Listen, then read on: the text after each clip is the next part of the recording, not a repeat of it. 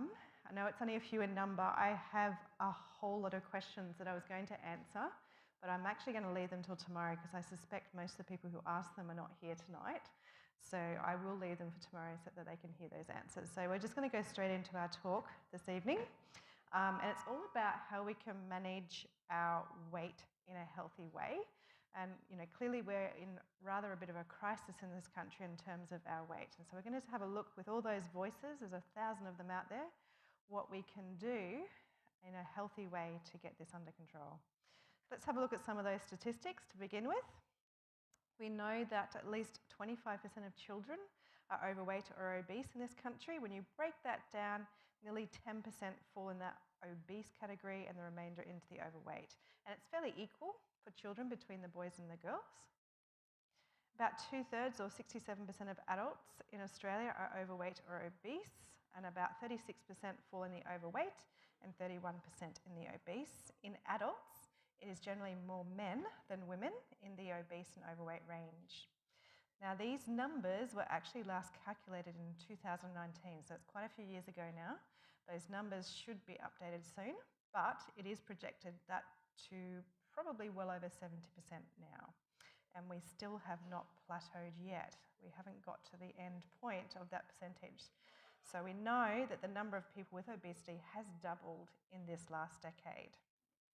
There's the direct and indirect cost on the economy, at least $12 billion each year just from being overweight or obese. And about 140 Australians will die prematurely each day from diseases specifically related to obesity. Now, what are the drivers? Well, there's two major reasons, and this again is not rocket science, but it's still important to remember these things. The first is the decline in physical activity. We're living much more sedentary lives than we ever did. Our jobs, our work are far more sedentary. We have changing modes of transportation, and we also have urbanisation. So only 100 years ago, our ancestors, both in the children and the adults, were using somewhere between 3 to 5 times more energy than we are now. That's 300 to 500% more energy than what we are doing on average now. The other one is just, again, quite obvious. We have an increased intake of energy-dense food. So it's all about inputs and outputs here. So we have the highly processed sugars and other foods, and foods that are very high in animal fats and proteins. Now, our modern foods have become fast, easy to obtain, and with our busy lives, we often resort to all these unhealthy processed foods already prepared for us. Now, we're going to define obesity and overweight. And there's a few ways we can do this, and I'm going to give you the two most common ways. The first one is called the body mass index, or BMI, and this is where your weight is in kilograms divided by your height in meters squared. So the number's there. So if you're between 18.5 and 25, you're considered to be in the healthy weight range. If you're 25 to 30, it is overweight, and over 30 is considered obese. Now, there are limitations to using the BMI. It's not essentially it's not good for everybody. It doesn't distinguish between fat mass and muscle mass, unfortunately.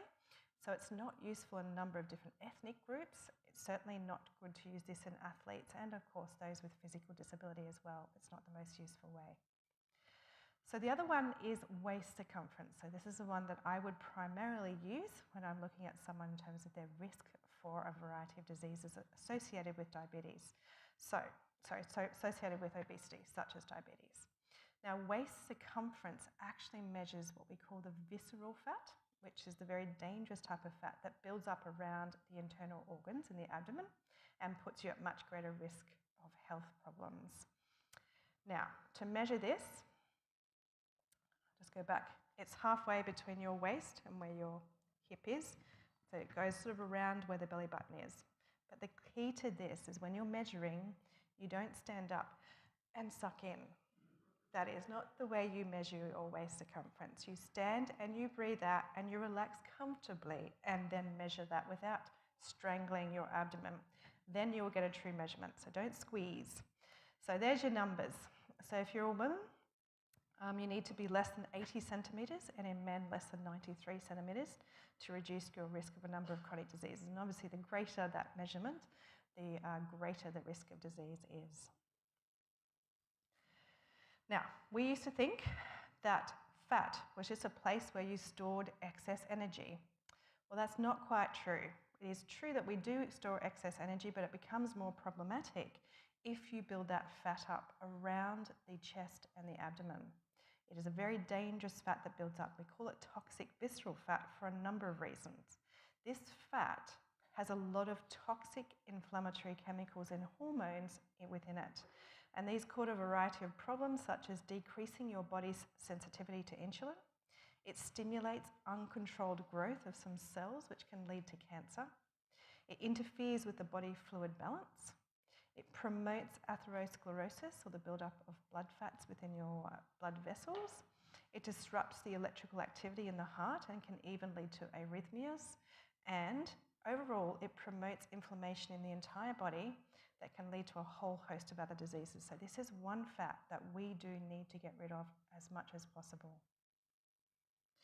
The good news is, this is a nice little picture here showing an example of what can happen when you do actually go on a program to lose that visceral fat. So if you look at that picture, on the left side you'll see the red, and it's much more prominent than what you see on the right side. So before and after some intervention to lose that visceral fat. So we can do this, and that will obviously then reduce that risk of all sorts of diseases, and we're going to look at how we can do that soon. But that's certainly a good way to just sort of picture what can happen when we do focus on losing that type of fat. The yellow bit, the yellow fat around the edge, is what we call the subcutaneous fat. It does store some excess energy there. It's not great to have that, but it's certainly not as dangerous as that visceral fat that sits around all your organs in your chest and abdomen. Now we're going to have a look at more closely some of the chronic diseases that are related to obesity, and given we know particularly about that visceral fat and what it can do, it makes sense why some of these things occur. So people who are overweight and obese are 2.5 times more likely to develop heart disease than those who have normal weight. Being overweight doubles your risk of having a stroke. Nearly 80% of cases of high blood pressure in men and 65% in women is attributable to being overweight or obese. Obesity is the leading risk factor in the development of diabetes, with obese people 80 times more likely to develop type 2 diabetes compared to thin people. Being overweight or obese increases your risk of a variety of cancers. We know that it contributes to bowel, breast, esophageal, stomach, gallbladder, kidney, liver, pancreas, thyroid, ovarian and uterine cancer. So as you can see, it's pretty much from here to here, and that's all the effects of that visceral fat, of course, and the toxic effects it's having on those organs. One of the most significant things that obesity affects is our musculoskeletal system. It's the primary driver behind the development of osteoarthritis and deterioration of those joints. It's certainly related to the development of fatty liver disease, which can cause inflammation and even in its end stages lead to liver cirrhosis. Gallstone formation, particularly stones made up of cholesterol, is associated with weight gain. And when you're overweight or obese, the kidneys also have to work a lot harder, which can cause the kidneys in the long term to become chronically diseased. And obstructive sleep apnea. It is most commonly found in those who are overweight and obese. Interestingly, obesity has also been shown to increase the risk of developing depression. Outside of the body image itself, it does actually contribute to depression as well. So all of these risks will most definitely be mitigated with a healthy lifestyle. We're going to take a look at what we can do to achieve this and look at that healthy weight management program. Now, the very first thing we need to do with most things is to manage the mindset. With the right mindset, you'll get the right results. Excuse me. So, the best place to start is to address it from its higher level, the spirituality. We need to place the right value on the gift of life and the body that we've been given to live in. So here's a couple of Bible verses you can read and ponder as you start the journey to healthy weight management. Sorry. Can I just borrow some water?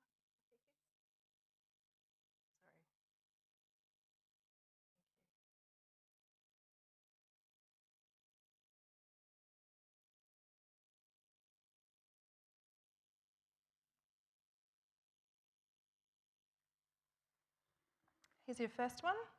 So 1 Corinthians 6, chapter 6, verses 19 and 20. Do you not know that your body is the temple of the Holy Spirit who is in you, whom you have from God, and you are not your own? For you were bought at a price, therefore glorify God in your body and in your spirit, which are God's. So not only do we belong to God by creation, but we were also paid for by the life of Jesus himself. So we have double the value, and we need to place that value that he has given us on this body. And the second one there is 1 Corinthians chapter 10 and verse 31. Therefore, whatever you eat or drink, or whatever you do, do it all to the glory of God. So every choice you make for your health, you need to ask yourself, is this the best thing for my health? Is this what God would want me to put into or to do to my body? Okay, now let's talk about the pleasure trap. Does anybody recognize the spider on the screen there? A black widow spider, yeah, absolutely. So it's an interesting spider, and the reason I'm going to share the story of this little macabre creature is because it has a number of aspects that is common to all creatures, including human beings. So the largest spider that you see on the screen there is actually the female, and the smaller one is the male. So to keep the species going, the male is lured towards the female due to that pleasure-seeking sexual instinct. Now, this is where it gets very interesting if you watch a video on what happens in this little dance. The male is so scared of the female because of her much larger proportions. So he vacillates between approaching her because he's attracted to her and then running away in fear to escape from her.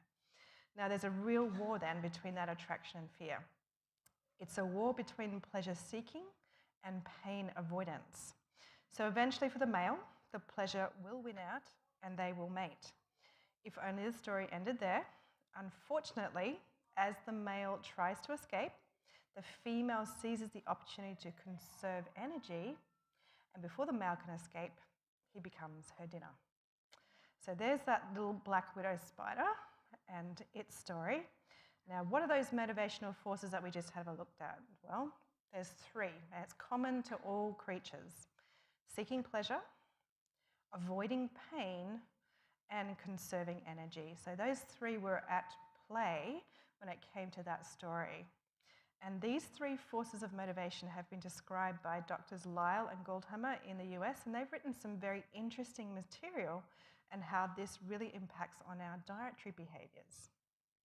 So we're going to have a look at that for a moment. I'm going to put this little chart up here, and we'll go through it bit by bit. So just imagine yourself, you're sitting in phase one, you're eating a fantastic whole food, unprocessed food, lots of low calorie density foods. You have a very normal response to this fantastic healthy diet that you're on, a normal pleasure response.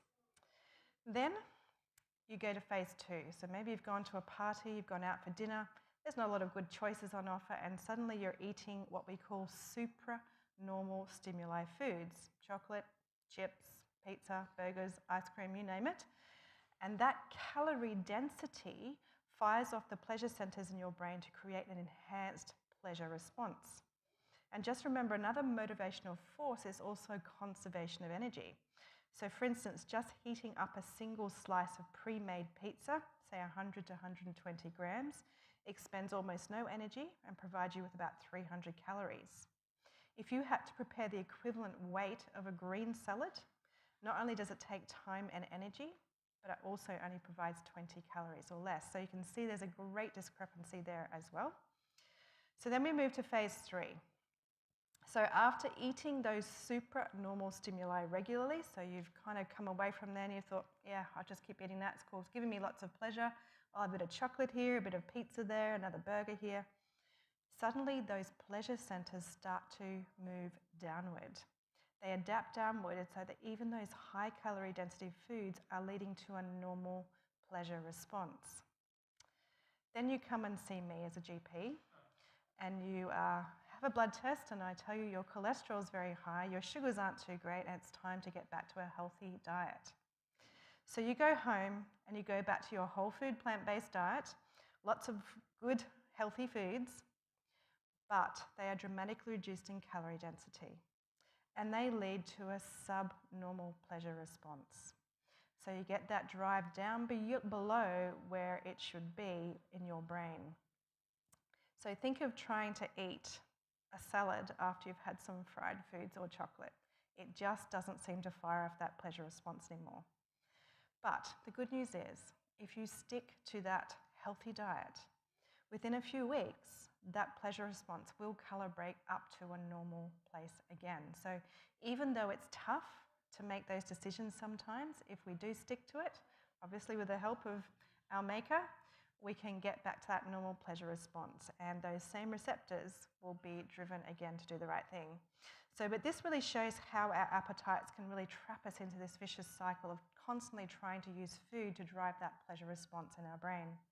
And I would like to add, it's not just the calorie density that's overstimulating those pleasure centers, but it's also all the food additives as well. And there are companies around the world whose only objective is to produce these chemicals into these processed foods to enhance that pleasure response. So you're driven back to eat those foods over and over again. So it's not just rich calorie-dense foods, it's also those foods that have got a lot of additives in them as well.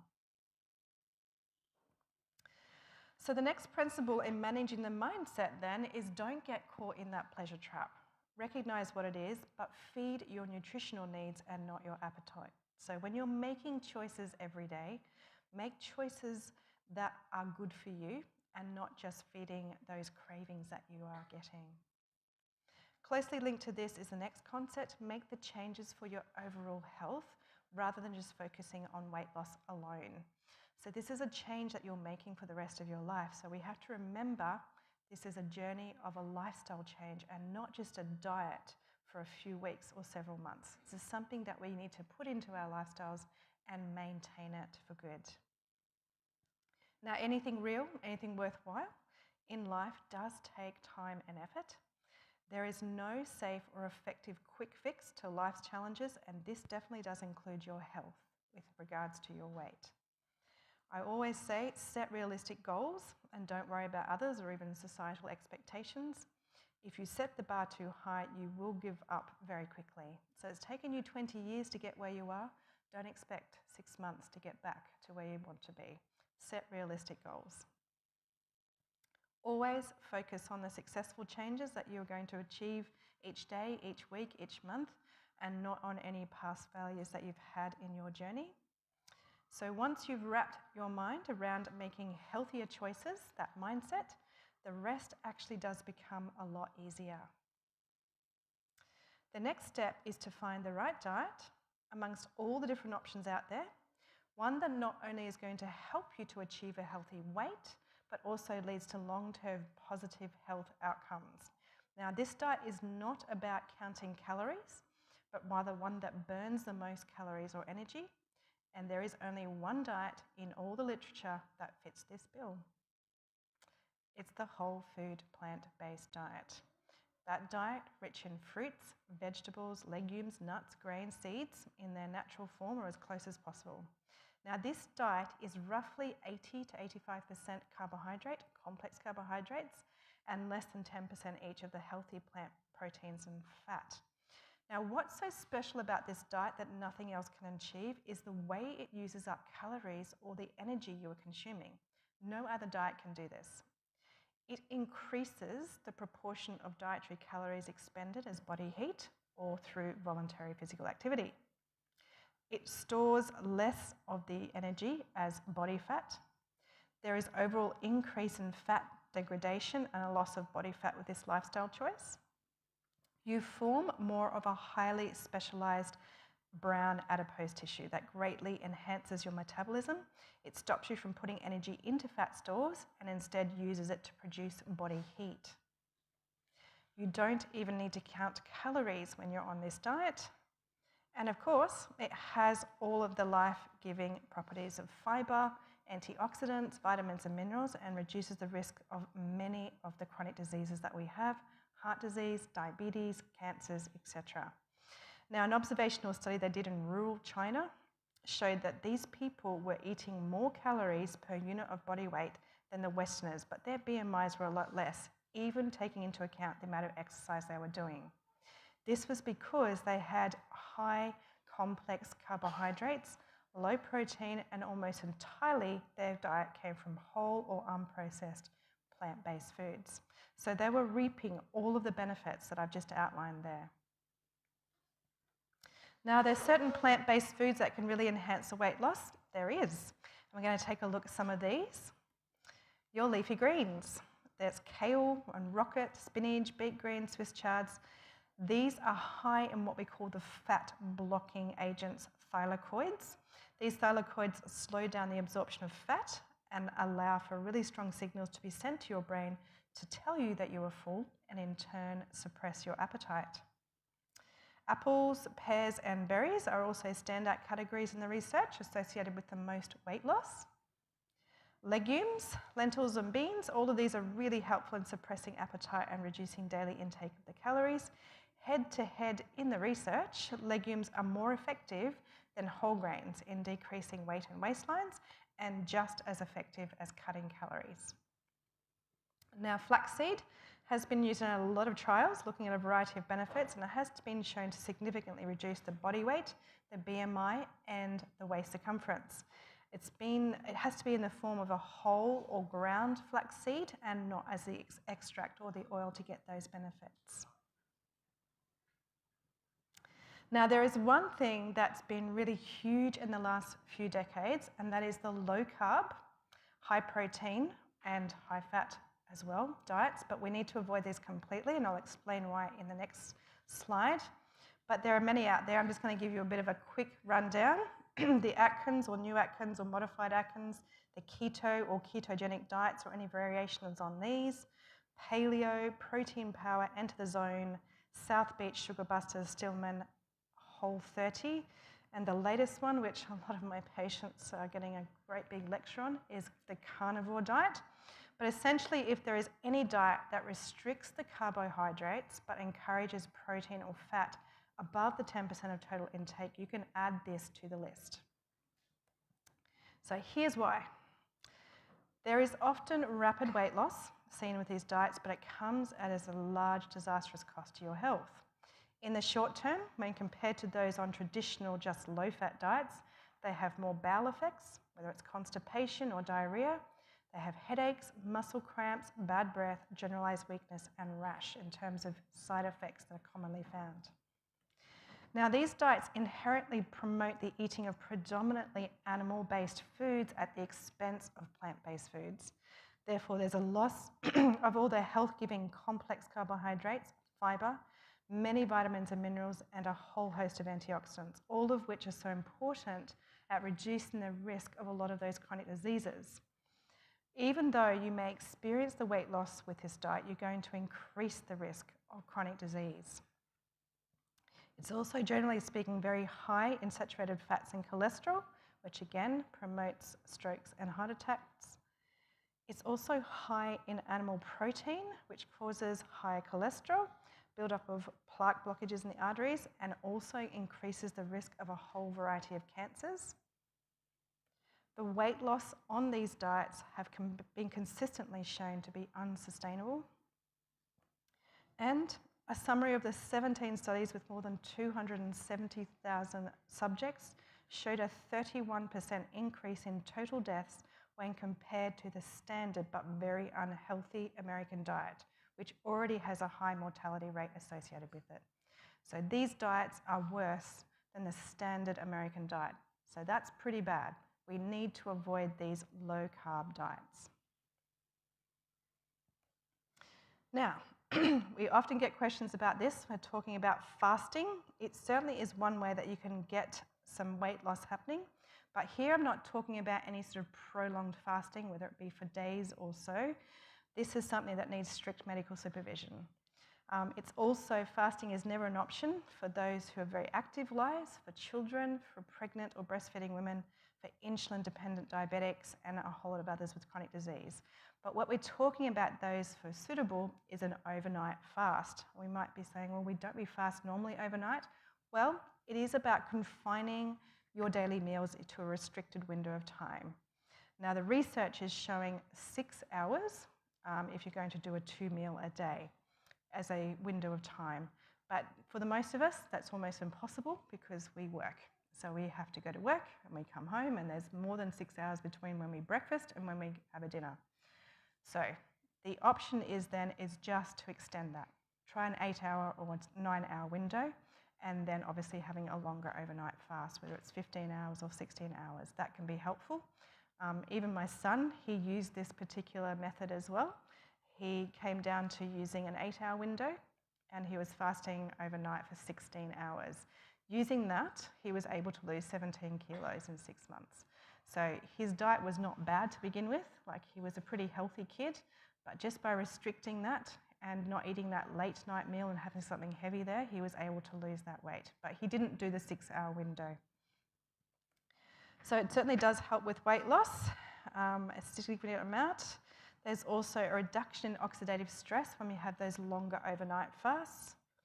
And there's less issues with insulin resistance.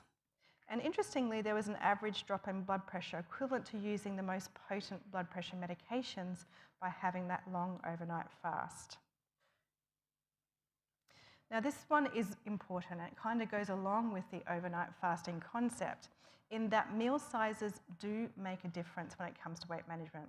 So the key is to eat breakfast like a king, lunch like a prince, and dinner like a pauper.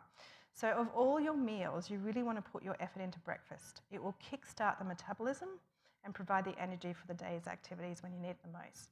Now the calories that you eat in the morning cause less weight gain than the same number of calories that you eat in the evening. So as the evening progresses, your metabolism drops. So you obviously are not going to want to have your major meal there in the evening. So having a good breakfast is also, talking about loading that food early in the day will also help you to be more alert and productive. It will reduce your drive to snack and seek the wrong foods throughout the day. And it also means you won't go to bed with a full stomach that can interfere with your sleep. So just remember the principle though, eat breakfast like a king, lunch like a prince, and dinner like a pauper. Now, let's have a look at some other things we can do with the food. So, eat slowly. Your main meal should take a minimum of 20 minutes, as this is the time it takes for your brain to tell you when you've had enough and that you are feeling full, and it reduces the number of calories that we take in. So how can we slow that down? Well, we can increase the number of chews or chewing things more thoroughly. You can decrease your bite size. And the other way is to include bulkier, harder, and chewier foods in your meal as well. So there's some ways that you can help to slow down that meal time. Avoid snacking, a big no-no. So research has shown the more frequently a person eats, the more they tend to gain weight. So limiting the number of meals also improves your physical endurance. Snacking increases your risk of bowel cancer, and you increase the number of calories you burn off when you eat them in fewer meals. It seems to be far better for your metabolism. It is far better in terms of using up that energy that you're eating. Now, whenever I have a conversation about weight loss, apple cider vinegar tends to come up, so I've included it in the talk. Now, it does cause some significant weight loss and particularly targets that visceral fat with slimmer waistlines if you're using it. But it does return when you stop unless you have other measures in place. Now, it works by enhancing the activation of a special enzyme called the AMPK. And this enzyme is responsible for switching our body from the fat storing mode to the fat burning mode. And so apple cider vinegar can ramp up the activity of the AMPK threefold. The problem I have with apple cider vinegar is that it can be a little bit harmful for our guts at times. And look at how much you need to get that benefit. 2 tablespoons with each meal. Now that's a lot of apple cider vinegar. Just a couple of side notes, don't ever drink this straight if you're going to use it. Always mix it with your food. The other thing with apple cider vinegar and all vinegars, if you're prone to allergies, it may stir these up.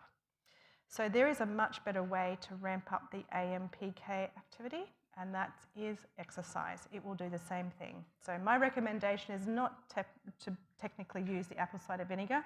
It does work, but I think it probably produces some harmful effects at that sort of dosing. I think exercise is a much better option to ramp up that special enzyme.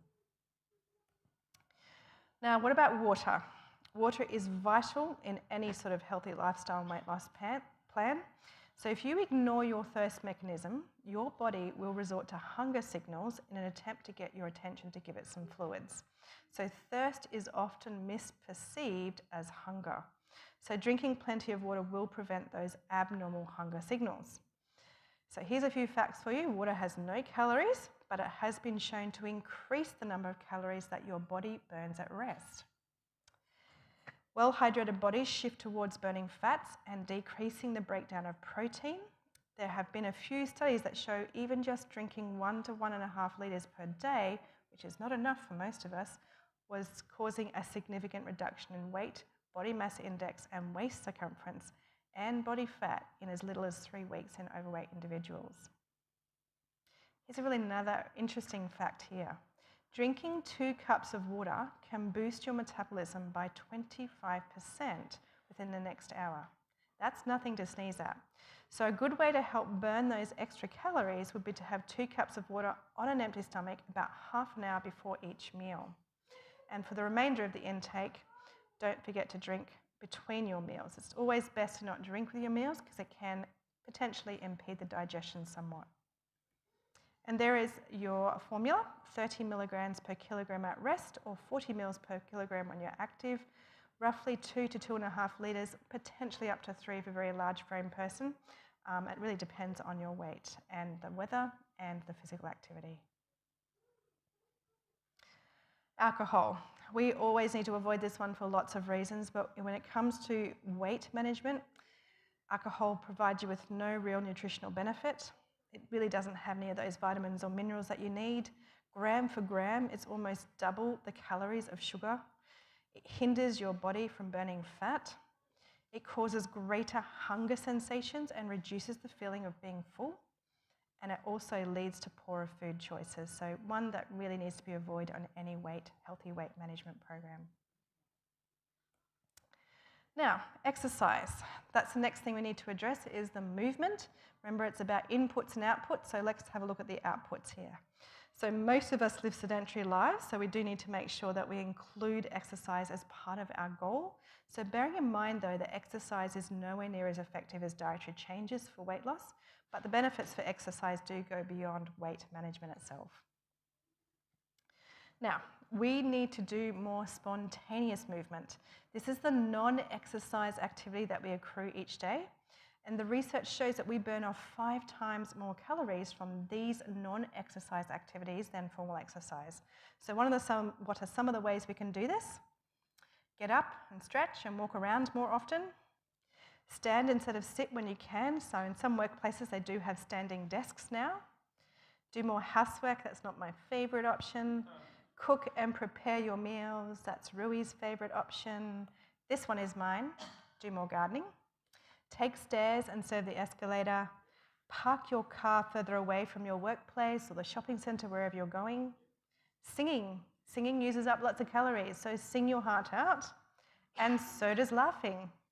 So you can laugh a lot and you will burn off those calories. There's nothing wrong with having a bit of mirth every day.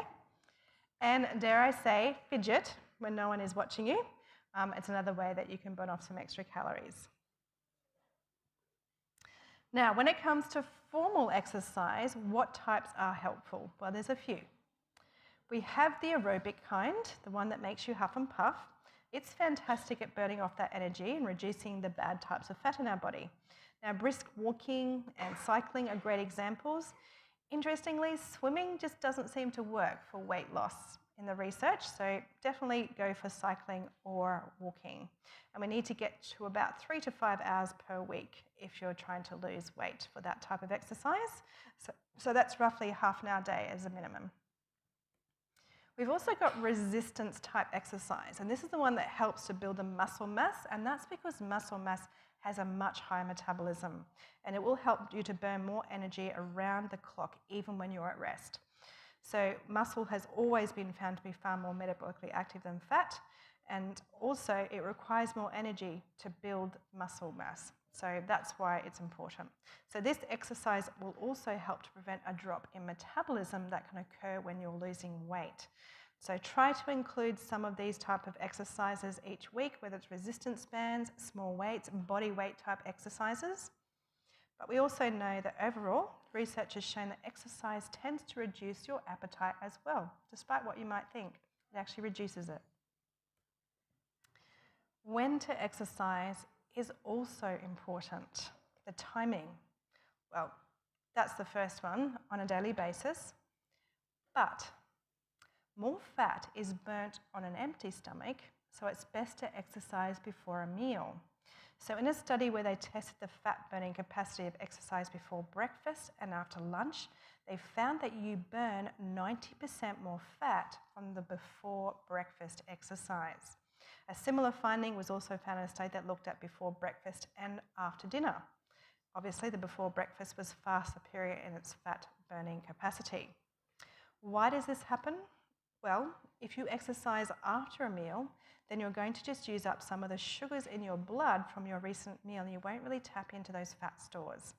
However, after you've been fasting for a while, you don't have all that sugar floating around your bloodstream to use as energy, so your body will tap into those energy stores and use both the fat and the glycogen. So in turn, your depleted glycogen stores will signal your fatty tissue to start breaking down even more fat during the rest of the day. So the fat burning continues throughout the rest of the day long after you've stopped exercising. So that's why when it comes to managing weight, exercising before breakfast is the goal. If you're a diabetic, then exercising after a meal helps to lower the sugars. So you have to kind of weigh up which one you'd like to do there, but primarily for the weight, it's before breakfast that you want to target. Now, sleep definitely has a role to play when it comes to managing your weight. One analysis of 20 studies, including 300,000 people, found a 41% increased obesity risk among adults who slept fewer than 7 hours per night. So insomnia is not good for weight management. So to get the benefits, you're really going to need to get that 7 to 8 hours at least each night. Now, if you get a good night's sleep, you will have higher daytime levels of a special hormone, leptin, that makes you feel full. And you also have lower levels of ghrelin, which is a hormone that makes you feel hungry. So you have a decrease in food-seeking behaviours with a much higher intake of carbohydrates. And research has shown that reducing the hours of sleep in men and women down to about 4 hours led to these individuals seeking out and consuming 1,200 more kilojoules each day on top of their usual intake. And generally speaking, this was not healthy food, so they had a twofold increased risk of becoming obese. Now, poor sleep has also been shown to adversely affect self-control and decision-making abilities, as well as an increase in your brain rewards centers' reaction to food. Remember we talked about those pleasure centers in our brain? It makes them far more stronger. Therefore, you're more likely to make poor food choices and increase the intake of those foods high in energy, fat, and processed sugars. Now, if you're going to bed at a reasonable hour, we're saying between 9 and 10 p.m., you're going to avoid one of the worst habits for causing weight gain, and that is late night snacking. So eating late at night when our metabolism has dropped significantly is associated with greater weight gain, a higher BMI, and a decreased fat burning, making weight loss a whole lot more difficult. So definitely need to get our 7 to 8 hours of sleep each night.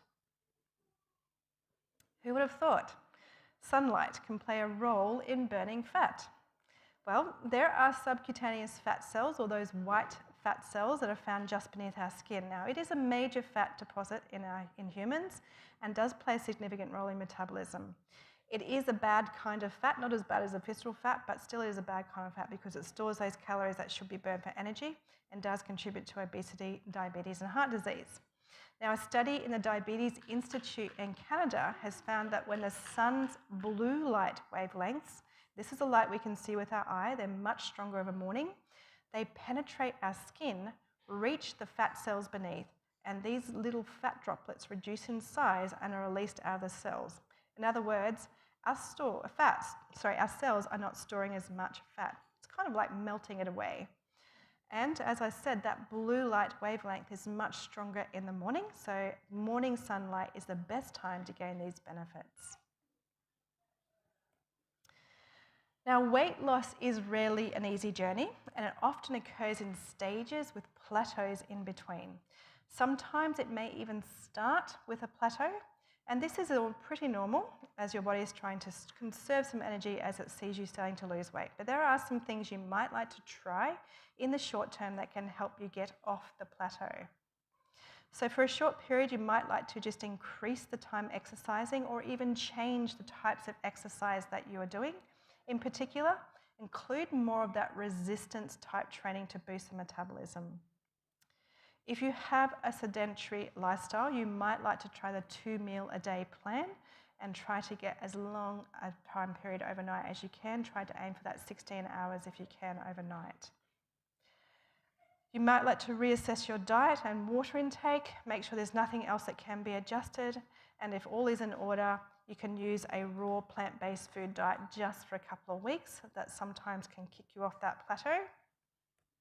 But most of all, remain patient, remain focused, because it will pass. The other thing is obviously dealing with those cravings. What are the things that we can do to help manage these? Well, here's some evidence-based ways that can curb those cravings. Include more plant-based proteins. We're talking here legumes and nuts, just a small handful of nuts or some legumes in your meals. Include more soluble fiber. Good sources include apples, bananas, berries, legumes, nuts, and avocados. All of them are fantastic sources and do help to suppress the appetite. Make sure you're well hydrated, as dehydration, as I said, can be misperceived as hunger. And of course, sleeping also makes a major difference on those cravings, and that's because of those hormones, particularly ghrelin. Now, there are some wonderful herbs that we can use when it comes to assisting with weight management. Garlic. So either raw, if you aren't going out in public, or powdered. And you only need half a teaspoon a day of the powdered version to get a drop in the weight and waistline. So it's a wonderful herb to include in your program. Now, ginger root.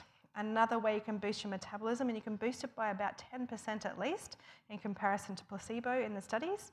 Now, dried ginger is actually more effective than fresh. The gingerol compounds are turned into what we call shell galls, which activate the brown adipose tissue, which stimulates metabolism. And you only need half a teaspoon each day of dried ginger to get those benefits. So it's a wonderful one there. Now, peppermint. Peppermint can be used, very helpful. It's mostly been shown in animal studies, not really in human studies, to boost metabolism, but certainly would be a great option to try. It regulates body weight and prevents obesities in those animal models. And it has some wonderful benefits on the gut as well. But there you go, 6 grams of the dried leaf each day. One of my all-time favorites is hibiscus tea. And it'd be good to get at least one of these in every day if you're on a weight loss management program. And you only need 3 grams of the dried calices each day. So not only is it great for weight loss, but it also is fantastic for blood pressure. And hydrotherapy. Having contrast showers stimulates the production of that special brown adipose tissue. It burns a lot more energy and leads to a boost in metabolism, leading to more efficient weight loss. How can you implement this? Very easily. There you go, 5 minutes hot, 1 minute cold, 3 minutes hot, 1 minute cold. Repeating that again, always ending on the cold. And try to do this at least 2 to 3 times a week. Obviously, if you're particularly frail or have any heart rhythm or high blood pressure issues, you don't want to use this. So here's the summary prescription for healthy weight management. Always remember that your body is a temple and it's a gift from God, so we need to value it as God does. Always remember too, this is a lifestyle change, not just a temporary diet, so eat for your health. Keep your goals realistic. If it's taken you years to get where you are, allow your body time to adjust and restore. Embrace that whole food plant-based diet with lots of those weight loss boosting foods, your apples, pears and berries, your leafy greens, your legumes, and a spoonful of ground flaxseed every day. And of course, avoiding as much as possible the processed fast foods and added fats, and no alcohol. Plan your meals and have your most hearty meal in the morning and the smallest meal at night. If you lead a sedentary lifestyle, then having a 2-meal-a-day plan with your last meal as early as possible can be helpful. Eat slowly with no snacking between your meals. Try to get at least 2 to 2.5 litres of water each day. And remember, 2 glasses of water half an hour before your meal to get that boost in the metabolism. Exercise at least 3 hours per week with the aerobic huff and puff exercise. Try to get the exercise in before breakfast for the purpose of weight management. And also, don't forget some of the resistance sessions as well to build up some of that muscle mass. Also, aim for at least 7 to 8 hours of good sleep each night. Get a good dose of morning sunlight. Try your hibiscus and ginger tea a couple of times throughout the day. And don't forget the contrast showers to boost your metabolism a few times each week. Thank you very much.